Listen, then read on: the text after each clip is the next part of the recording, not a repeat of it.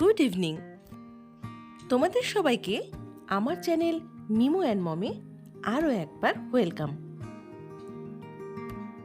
তো এটা হলো 13 ফেব্রুয়ারি রাতের ভিডিও। সেই দিন কর্তামশাই আমার জন্য এই ফুলটা নিয়ে এসেছিল, তাই জন্য ডিনারে ছিল কড়াইশুঁটির কচুরি মানে পরোটা, আলুর দম আর পায়েস।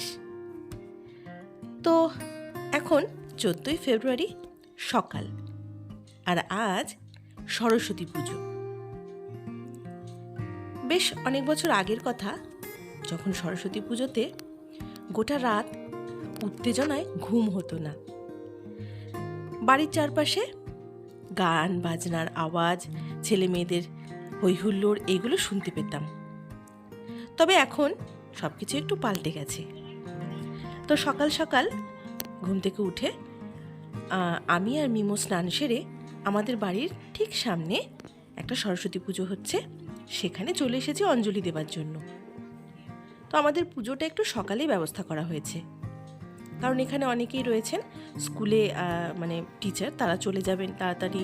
তারপর ঠাকুরমশাই পাওয়াটাও একটু মুশকিল হয়ে যাচ্ছিল, তাই পুরোহিত আমাদেরকে সকাল 8টায় টাইম দিয়েছিলেন, কিন্তু ওই 8টা করতে করতে 9টা হয়েছে। তো আমরা সবাই খুব সকাল সকাল উঠে স্নান টান সেরে এখানে চলে এসেছি পুজোর সামনে। তো পুজো এখনই শুরু হলো, মিমোকেও স্নান করে দিয়েছি। আর ওই একটুখানি হলুদ তো ছোঁয়াতে হয়, ও হলুদ কিছুতেই লাগাতে চাইছিল না, তো একটু আধটু ছুঁয়ে তারপর ওকে হলুদ টকটকে একটা পাঞ্জাবি পরিয়ে নিয়ে বসিয়ে দিয়েছি মায়ের সামনে। ও ঠাকুরকে বলছে ওর যাতে জ্ঞান বুদ্ধি বিদ্যা সমস্ত কিছু হয়। তো আমি গত বছর পুজো করিনি, তার আগের বছর মানে 2022-এর শেষে ডিসেম্বর মাসে আমি বিদ্যারম্ভ যে লগ্নটা, সেই দিন ঘরে সরস্বতী মায়ের আরাধনা করেছিলাম, পুজো করেছি, যজ্ঞ করেছি, এবং সেই দিনই আমি মিমোর হাতে খড়িও দিয়েছি। তো তারপরে গত বছর মিমোর শরীরটা বেশ খারাপ ছিল বলে আর পুজো করা হয়নি। আর এই বছর বাড়ির সামনে সবাই মিলে পুজোটা করছি বলেই আমরা ঘরে আর আলাদা করে কেউই পুজো করিনি, সবাই ছেলে মেয়েদের নিয়ে এখানেই সারাদিন আনন্দ করেছি। তো পুজো এখানে চলছে, আর সকাল সকাল পুজো হয়ে গেলে একটা সুবিধে, দিনের বেলাটায় একটু ঘোরার সময় পাওয়া যায়।